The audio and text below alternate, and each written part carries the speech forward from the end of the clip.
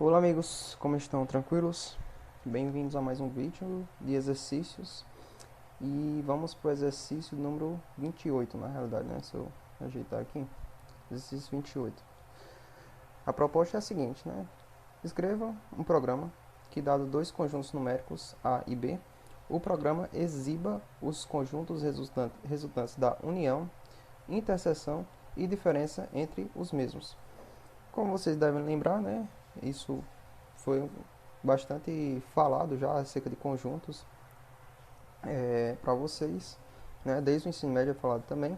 E só para relembrar, né? Considerando que cada conjunto aqui é a representação de um círculo, né? E um círculo A, aqui seria o círculo A e aqui seria o círculo B. A união dos conjuntos seria unir, né? Juntar os elementos que tem A com os elementos que tem B e formar um novo conjunto dessa união. Interseção seria eu ver os conjuntos, os elementos do conjunto que tanto pertencem a A quanto pertencem a B, né? Eu ver o que é os elementos que tem nos dois conjuntos. Essa é a interseção, esse conjunto que é formado por esses elementos. E a diferença seria eu pegar um conjunto A, né? O conjunto A é esse, e subtrair os elementos que tem no conjunto B. Como o conjunto B é esse aqui, esses elementos aqui do meio pertencem tanto ao conjunto A quanto ao conjunto B. Só que excluindo os que pertencem, excluindo a interseção entre eles, eu tenho esse conjunto diferença, A menos B, certo?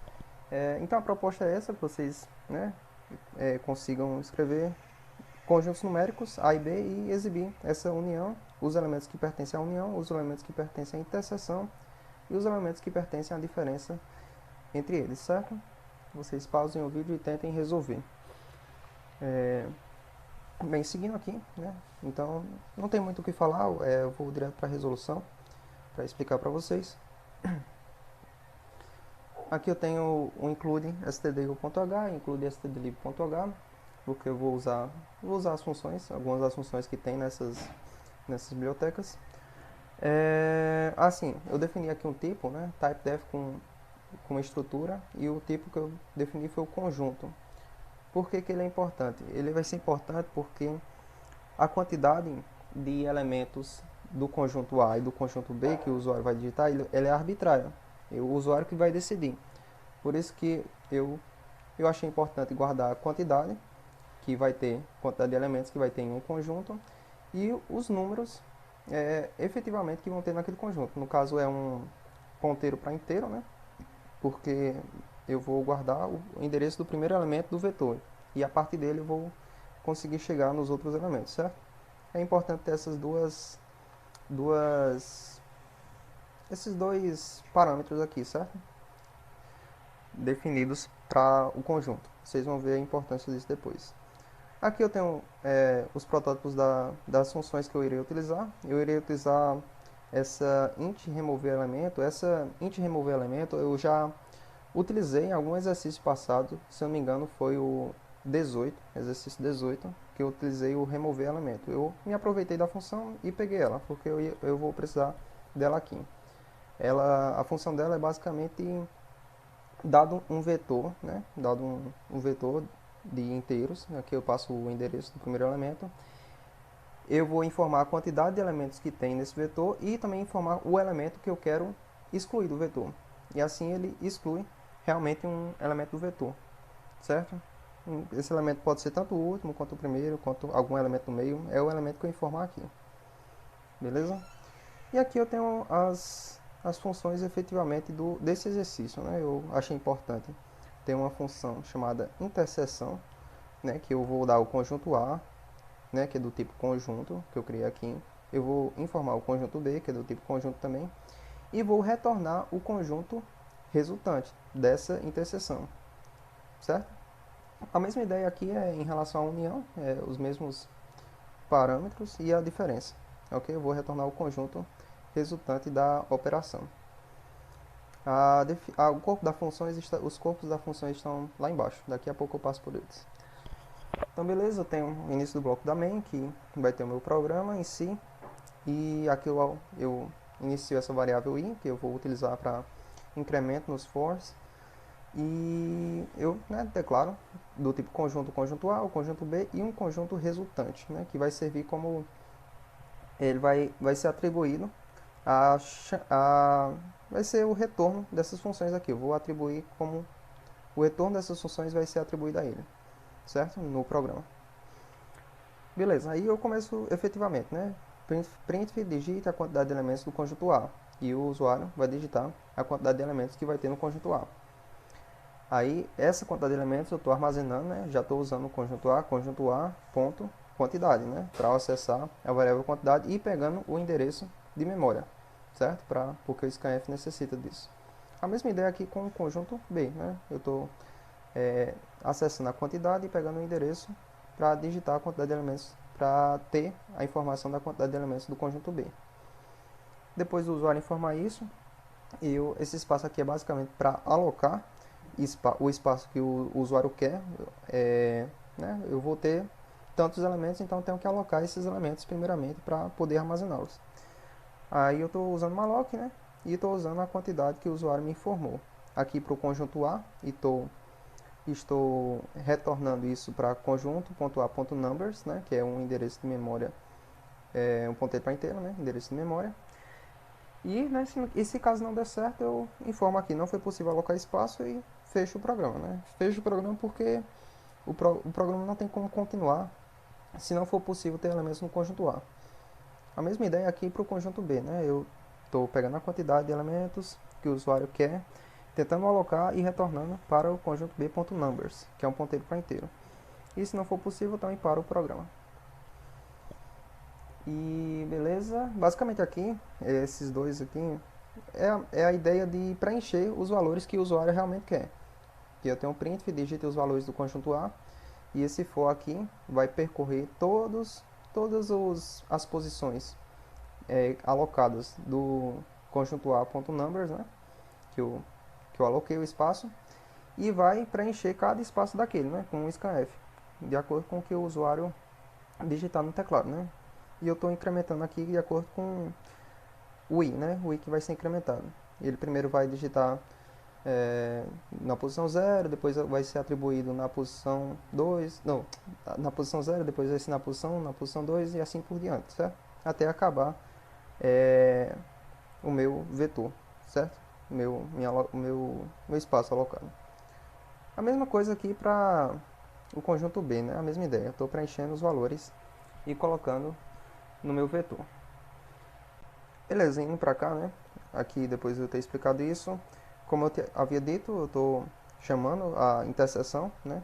A função interseção, passando como parâmetro, né? Os parâmetros conjunto A e o conjunto B, esses valores, e retornando, né, para o resultado. Lembre-se que a interseção, né? Tanto a interseção como a união como diferença, ela retorna o conjunto, né? Uma variável do tipo conjunto, e o resultado é do tipo conjunto. Então eu posso acessar esse conjunto, né, que é a interseção, a partir dessa variável resultado que está sendo atribuída a ela, certo?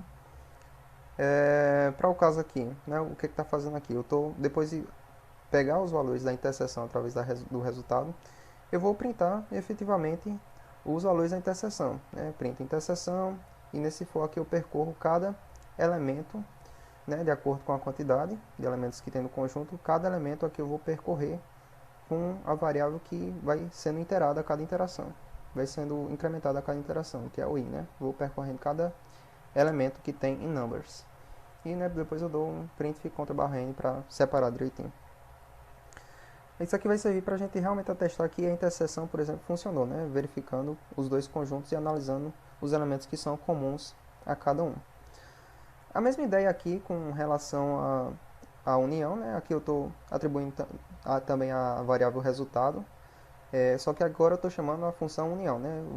Vou retornar a união dos dois conjuntos. E aqui eu também estou printando para ver se realmente está funcionando direito.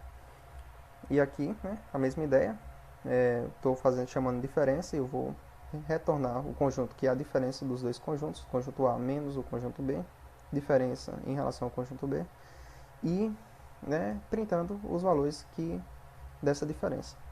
Beleza? Beleza, então vamos para para as funções, né?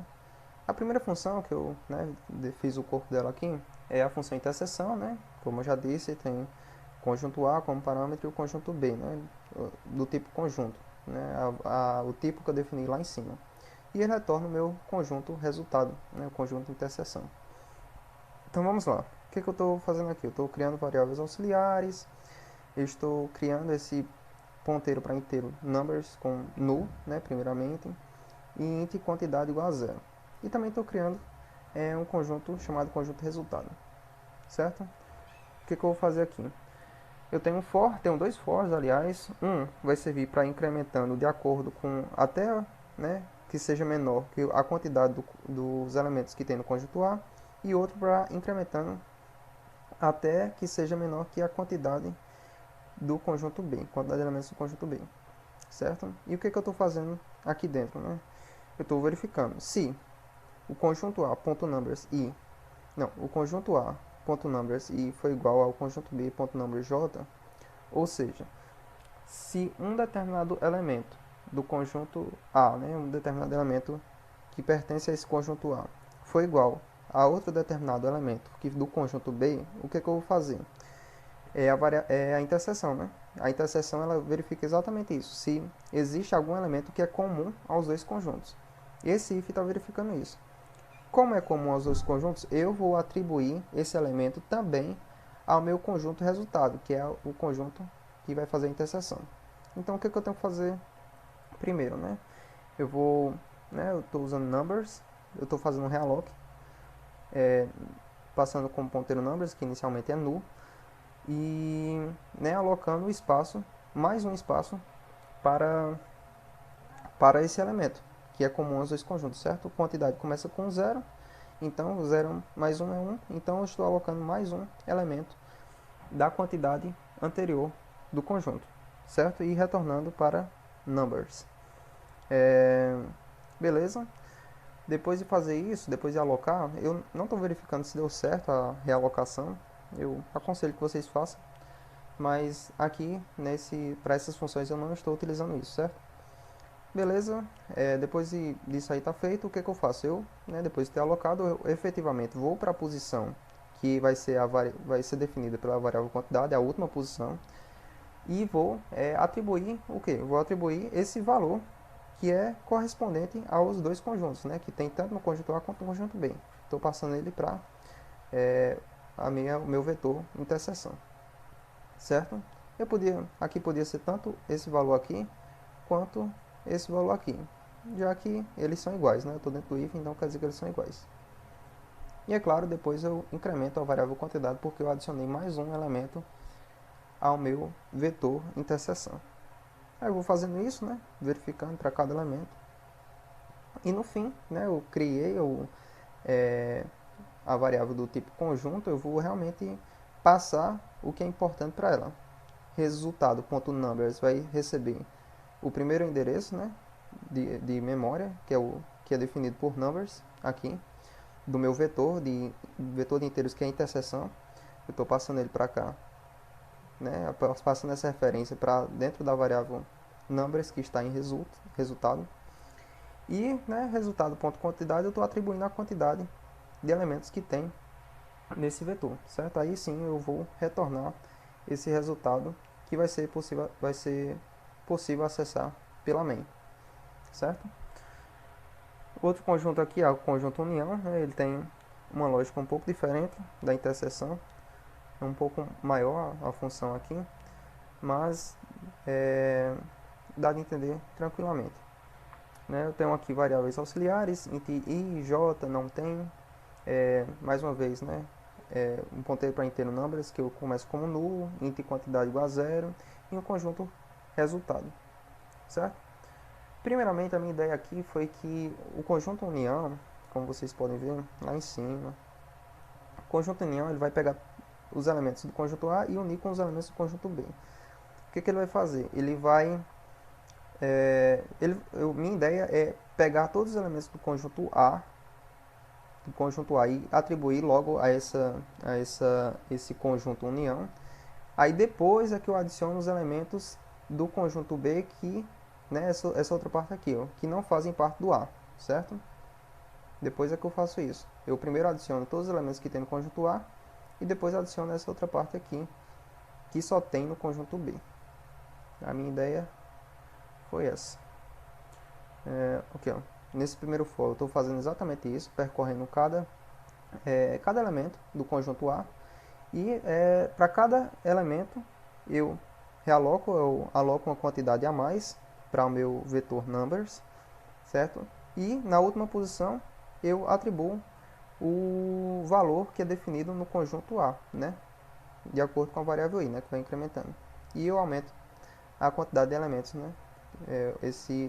Essa variável que informa a quantidade de elementos do vetor. Aqui eu vou adicionar todos os elementos do conjunto A para esse conjunto resultado, né? Para o vetor numbers, aliás, para esse vetor numbers. Depois é que eu faço a atribuição para cá. Beleza. Nesse outro for, a ideia é a segunda, né? Que eu havia dito. Eu vejo quais são os elementos que pertencem somente ao conjunto B e atribuo ao numbers, né? Atribuo ao vetor numbers. Por que é importante verificar isso? Porque se eu fizer a mesma coisa, a mesma ideia daqui de cima, adicionar todos os elementos do conjunto B, eu posso ter elementos duplicados no meu conjunto.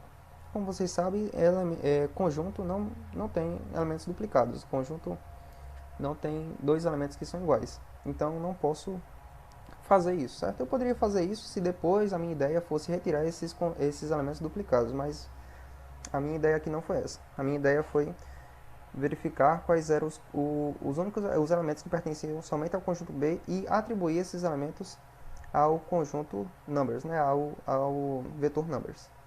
Então eu vou aqui com for, né? Para cada, até determinado pela quantidade de elementos do conjunto B, vou iterando, né? Vocês já têm essa ideia aí. E vou atribuir inicialmente essa variável não tem igual a 1. Essa variável não tem, ela tem, a ideia dela é que eu verifique se realmente não tem. Eu vou passar, ó, depois aqui nesse for aqui, eu vou passar por todos os elementos do meu conjunto união, né, que é definido em numbers. Eu vou passar por todos esses elementos de numbers e verificar se não tem nenhum elemento que pertence ao conjunto B, né? Ok, eu estou fazendo for, j igual a 0, j menor do que a quantidade de elementos, né, a quantidade de elementos que eu tenho até o momento no meu conjunto união, e vou incrementando j. Se existir, né, se esse elemento aqui correspondente, né, do conjunto B, se esse elemento correspondente do conjunto B, que é definido pela variável i, for igual a algum elemento lá de dentro do meu conjunto união, então eu sei que não tem é igual a falso. Ou seja, tem realmente um elemento, já tem esse elemento dentro do meu conjunto união, então não preciso adicionar ele.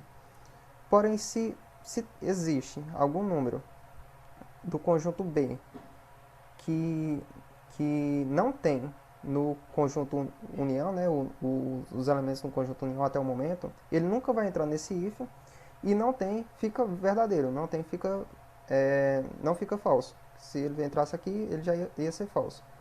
Por que isso é importante? Porque depois eu estou fazendo se não tem, se realmente não tem, eu passei por todos os elementos do meu numbers, né, e não tem nenhum elemento do conjunto, nesse elemento do conjunto B, eu vou adicionar ele, certo?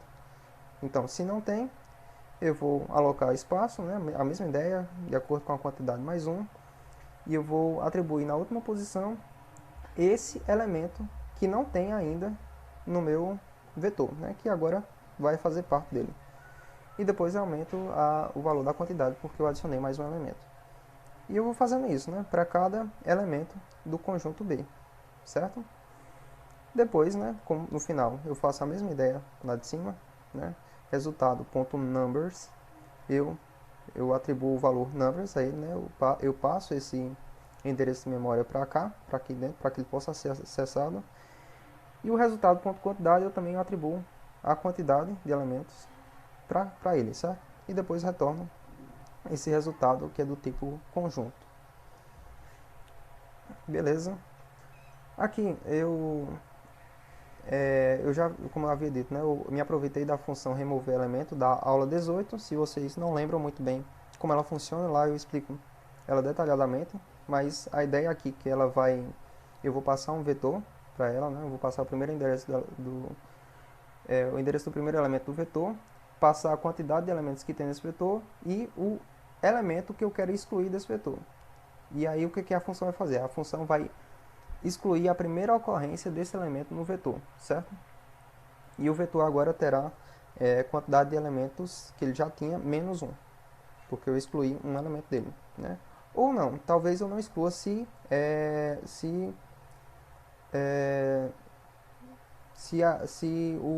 o elemento não foi encontrado dentro do vetor, certo? Isso é definido pelo return 1 e o return 0. Tranquilo? Eu me aproprio dessa função aqui, eu uso ela aqui dentro dessa função diferença. Por isso que eu achei importante usar ela. Então, beleza, eu estou fazendo a diferença aqui do conjunto A, né, passo como parâmetro, e o conjunto B. E eu retorno o conjunto resultado disso.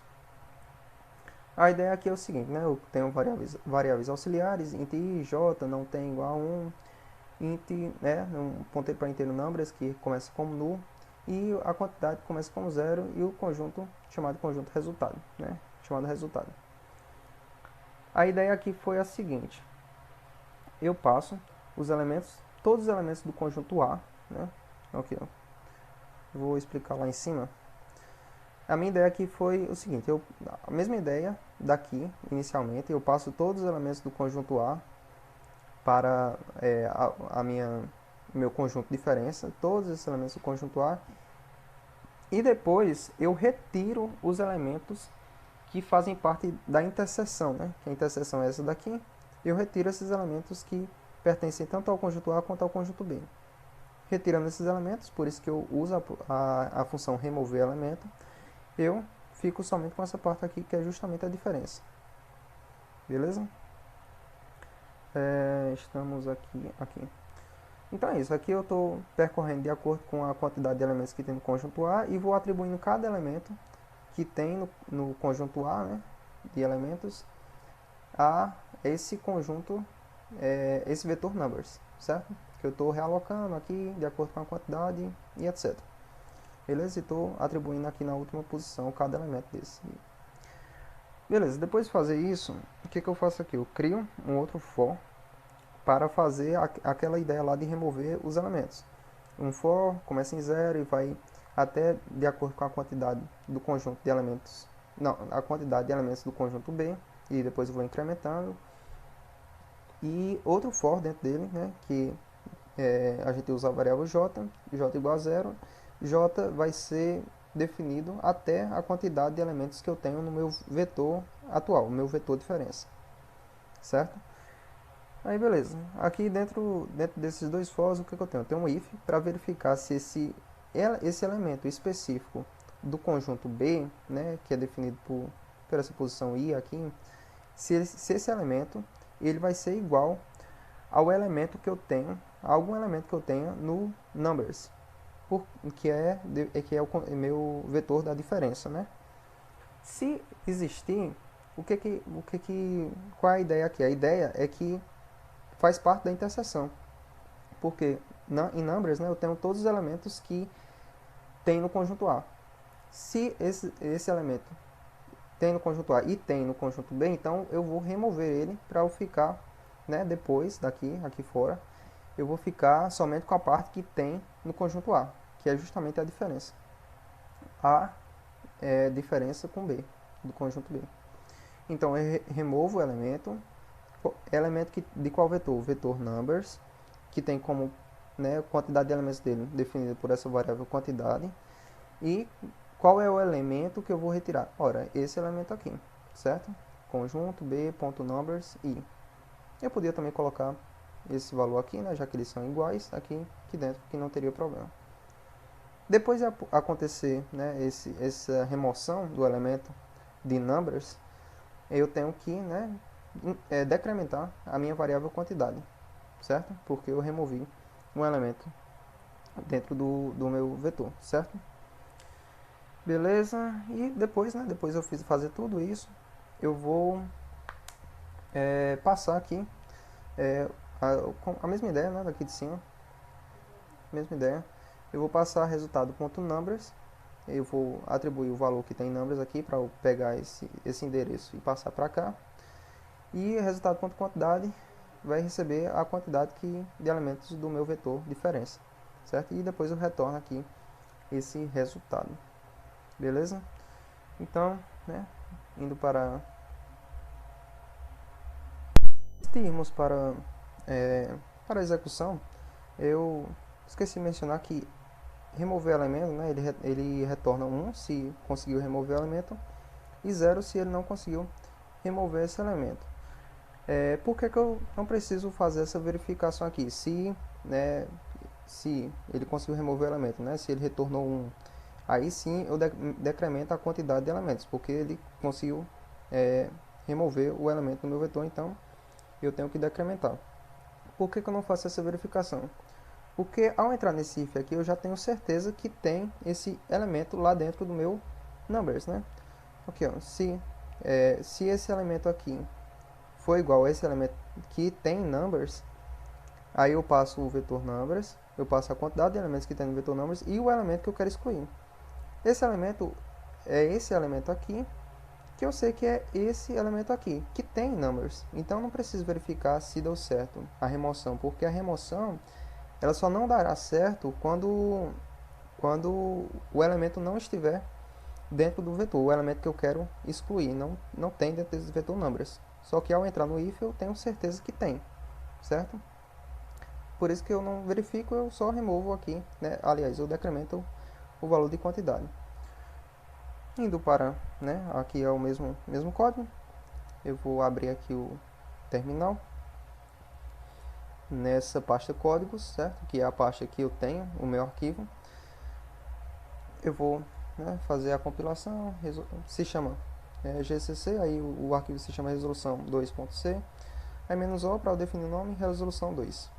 O arquivo compilado vai ser resolução 2. Executando o arquivo compilado, eu tenho resolução 2. Aí beleza, digita a quantidade de elementos do conjunto A. Digamos que no conjunto A eu quero 5 elementos. Digite a quantidade de elementos do conjunto B, eu tenho 3 elementos para o conjunto B, por exemplo. Aí beleza, digite os valores do conjunto A. Quais vão ser os valores do conjunto A? Vou botar valores bem simples aqui. 1, 3, 2, 5 e 4. Digite os valores do conjunto B. Vou colocar 5, 1, 5, 1 e 3. 5, 1 e 3. Vou apertar Enter e a minha resposta vai ser exibida na tela. Beleza, a interseção. Quais são os elementos que fazem parte tanto do conjunto A quanto do conjunto B? O 1 faz parte dos dois elementos, dos dois conjuntos. O 3 e o 5. Então ele me retorna 1, 3 e 5 como interseção. Aí funcionou perfeitamente, né? A união, vou unir os elementos dos dois conjuntos. Eu tenho 1, 3, 2, 5 e 4, os elementos do conjunto A. E eu não tenho nenhum elemento novo no conjunto B, né? 5 já tem aqui, 1 já tem aqui, 3 já tem aqui. Então a união é essa daqui. Lembrando que um conjunto não tem elementos repetidos. E a diferença, né? Eu vou pegar os elementos do conjunto A e vou retirar os elementos que fazem parte do conjunto B, né? Que são comuns ao A também. Então eu retiro o 5, porque o 5 está nos dois, o 1 e o 3. Me restando 2 e 4. Ou seja, a diferença funcionou também.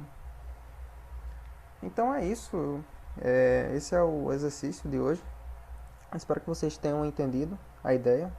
E tentem colocar outros valores aqui para, né, com tamanho de elementos variados, para ver se realmente está funcionando para todos os casos direitinho. Certo? Então, esse é o código de hoje. Muito obrigado.